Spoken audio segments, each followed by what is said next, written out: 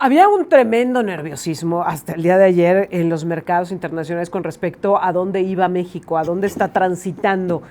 El hecho de que se diera a conocer la primera parte del gabinete que habrá de acompañar a Claudia Sheinbaum, la presidenta electa, pues ha traído al menos un poco de tranquilidad, sí. Al menos una tranquilidad momentánea. ¿Quiénes son los nombres que formarán parte de este gabinete? Marcelo Ebrard como secretario de Economía, Rosaura Ruiz como secretaria de una nueva área que se va a llamar Ciencias, Humanidades, Tecnología e Innovación. ¿Qué es el CONACYT? El doctor Juan Ramón de la Fuente, secretario de Relaciones Exteriores, Alicia Bárcena será secretaria de Medio Ambiente y Recursos Naturales, y Julio Verdegue, que será secretario de Agricultura, además de Ernestina Godoy, que será consejera jurídica de la Presidencia de la República. Pues, ¿qué impresión nos dejan estos primeros nombramientos? De eso platicamos esta mañana con el periodista, además consentido de este espacio informativo, a quien me da muchísimo, pero muchísimo placer y gusto saludar, Primitivo Olvera. ¿Cómo estás? Muy buenos días. Hola, Erika, Jonathan, muy buenos días. Buenos días a toda la audiencia, un gusto siempre estar con ustedes. Y efectivamente, el gran anuncio que se esperaba ayer no defraudó ni a los mercados, ni tampoco me parece que haya defraudado a los analistas. 6 nombramientos, 3 hombres, 3 mujeres, 3 personajes que repiten de alguna manera en el gabinete, porque recordemos que Marcelo Ebrard pues estuvo presente, sí, como canciller, secretario de Relaciones Exteriores con el presidente Andrés Manuel López Obrador. La actual canciller Alicia Bárcena también va a permanecer en el equipo de la futura presidenta, y Juan Ramón de la Fuente, quien fue pues embajador en las Naciones Unidas. 3 personajes que estuvieron pegados, que tuvieron a su cargo parte de la política exterior de México, y los otros 3 personajes muy cercanos a Claudia Sheinbaum, 3 personas de su plena confianza, como Rosaura Ruiz en esta nueva cartera, y por supuesto tenemos que hablar de la consejera jurídica muy polémica Ernestina Godoy, así como el próximo titular de Agricultura, un hombre muy calificado a nivel académico, a nivel de investigación y de organismos internacionales. Entonces se cumple con un buen mensaje en torno a la experiencia y a la capacidad de todos estos personajes. Ahora, el hecho de que estos hayan sido los primeros anuncios, los primeros nombramientos dentro del gabinete de Claudia Sheinbaum, el hecho de que sean estos nombres y apellidos, ¿qué nos dicen de hacia dónde apunta el gobierno de Claudia Sheinbaum? Bueno, apunta hacia una dirección de profesionalismo. Me parece que este tema de la experiencia, este tema de las tablas que tienen cada uno de ellos, es un mensaje de no improvisación. Aquí se elimina un poco aquel dicho del presidente de la República del 90% de lealtad y 10% de capacidad. Pero creo bastante. Que hay un buen balance, y ahora tendremos que ver los retos que enfrentan cada uno de estos personajes en carteras bien importantes, como la de Relaciones Exteriores, en el caso de Juan Ramón de la Fuente, como Marcelo Ebrard, que tiene nada más en puerta la renegociación del TEMEC, nada, sí, claro, nada sencilla, con los mensajes que se están mandando en torno a los cambios constitucionales que vienen en puerta, esta posible generación y finalmente que se pueda concretar la reforma judicial, algo que va a tener pues un efecto negativo, ¿no?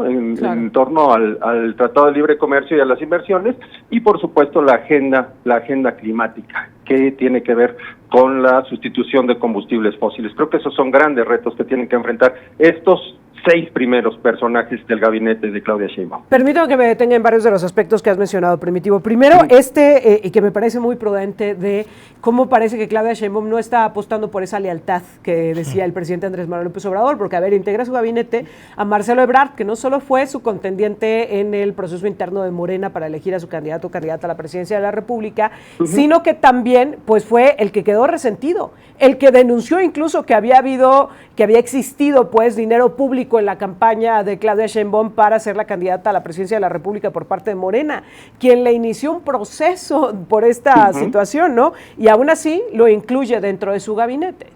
Se habla de una muy buena operación política, claro, de una operación cicatriz que literalmente se hizo de manera perfecta, ¿no? Marcelo Ebrard tenía seguro un lugar en el Senado de la República, De hecho, después de aquel acuerdo que se hizo hace un año con el presidente de la República, donde había acomodado él los lugares para las corcholatas que no fueran beneficiadas con las famosas encuestas de Morena, el lugar parecía que tendría que ser el Senado de la República, y sin embargo Claudia Sheinbaum decide acercarse a él, decide limar asperezas y pues tomarlo como un activo muy importante por la experiencia que tiene Ebrard, por los conocimientos y los contactos que tiene a nivel internacional. Entonces es una buena señal, es un buen elemento que te habla de la capacidad política y también de la disposición de diálogo y de los no rencores que puede manifestarse, ¿no? Claro. En la arena política. Ahora, desde lo profesional, a ver, Marcelo Ebrard ya tuvo la experiencia de renegociar una parte de este tratado con América del Norte y ahora estará al frente, no de la Secretaría de Relaciones Exteriores, sino de la Secretaría de Economía, también en este proceso de renegociación. ¿Nos habla justamente del matiz que le quieren dar a esta renegociación? Sí, seguramente, aunque tendremos que ver cómo vienen los puntos a renegociar y también cómo se arma el equipo de negociadores de Marcelo Ebrard. Él tiene que acercarse, como ha pasado con todas las negociaciones de tratados de libre comercio. Tenemos ahí una interrupción en la comunicación, Primitivo, si me permites, tratamos de mejorarla para poder escucharte a cabalidad. Híjole, qué lástima, porque estamos... Ahí escuchamos de manera perfecta, sí. Te decía que tendremos que estar muy pendientes, sí, de las características de Marcelo Ebrard, de los intereses que tiene el gobierno de Claudia Sheinbaum, pero también de cómo se conforma el equipo negociador.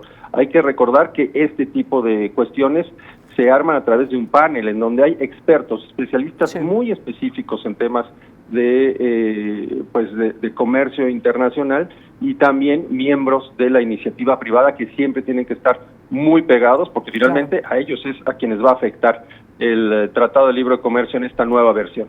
Ahora, había una gran expectativa de quién va a dictar la línea de quienes forman parte del gabinete, si será la misma Claudia Sheinbaum o si será una línea dictada desde el presidente Andrés Manuel López Obrador. ¿Qué impresión te da al conocer estos primeros nombres? Siempre hay presiones. ¿Por qué? Porque a la hora de repartir los puestos en el gabinete se dice que se tienen que pagar las cuotas de partido, las recomendaciones del presidente anterior, que en este caso tiene un peso muy importante, Andrés Manuel López Obrador, como pocas veces se había tenido, yo diría que como nunca se había tenido en sexenios pasados, pero Claudia Sheinbaum creo que marca una línea muy concreta y sí pone de manifiesto que ella lleva mano y ella toma las decisiones. Sin embargo, me llama la atención, Primitivo, que aparece la mujer de todas sus confianzas, si no es que la más, Ernestina Godoy, a pesar de que iba al Senado, se la lleva a la Consejería Jurídica y agregaría el que me parece la carta que da la tranquilidad a los mercados, Juan Ramón de la Fuente en Relaciones Exteriores. Yo creo que tanto Juan Ramón de la Fuente como Marcelo Ebrard y por supuesto Alicia Bárcenas dan un buen mensaje hacia el exterior. En el caso de Ernestina Godoy, sí llama la atención que esté en esta parte del gabinete, en el gabinete ampliado, aunque ya se había manejado, ya lo había vislumbrado la propia Claudia Sheinbaum, que la iba a tener muy de cerca. Vamos a ver cuál es su trabajo, porque la verdad es que en los últimos años, en el sexenio de Andrés Manuel López Obrador, la Consejería Jurídica no ha operado de manera adecuada porque ha permitido que se realice con desaseo pues parte de las reformas, estas gestiones con el Poder Judicial. Va a tener un papel complicado, un papel difícil, porque como pocas veces la Consejería va a estar en el foco de atención de la opinión pública, eso gracias, insisto, a la relevancia que tuvo con Andrés Manuel López Obrador. Primitivo, pues vamos a estar muy atentos al resto de los nombres que se integren como parte de este gabinete. Nos da mucho gusto, de verdad te extrañamos mucho en este espacio informativo. Sí, siempre. Poder saludarte siempre es un placer. Igualmente, gracias. Y siempre estamos a su disposición. Fuerte abrazo a ustedes y a su audiencia. Gracias, Primitivo Olvera, periodista